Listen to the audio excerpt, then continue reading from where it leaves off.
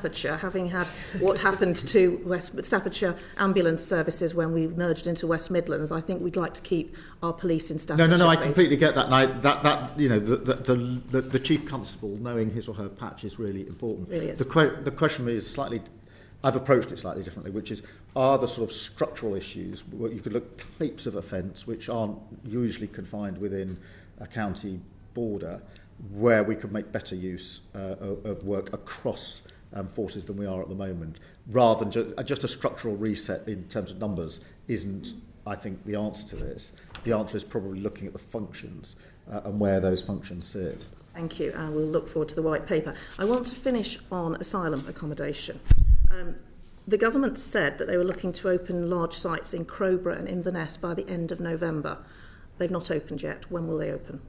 As soon as we're satisfied that they're ready, but we have got military sites under consideration.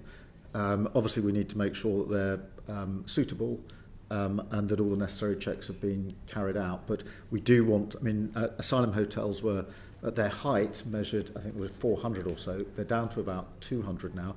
I'm absolutely determined that we will close them by the end of this Parliament, sooner if it's possible, and that's why military sites are under consideration. Can you understand the how local residents feel and the uncertainty there is? They've been told that they've been identified as a site. They don't know when it's going to open. They don't know what the clientele are going to be, and there is real concern. And you know, the MPs that represent those areas have made representations to me as chair of the Select Committee. We really need to understand how this is going to affect local areas. Can you sympathise with that? I do understand that, and in the end, the question needs to move away from where are we housing people whose asylum claims haven't been processed to how can we more quickly get the lists down so we don't have to go through the exercise of housing them anywhere or for very long. We inherited record levels of claims because they weren't being properly processed under the last government. We are bringing them down as quickly as we can. But for me, that has to be a priority because in the end, whether it's hotels or other accommodation or military sites, the better answer to the question is how do we get the numbers down in the first place? Thank you very much, Minister. Patricia Ferguson, MP. Thank you, Chair.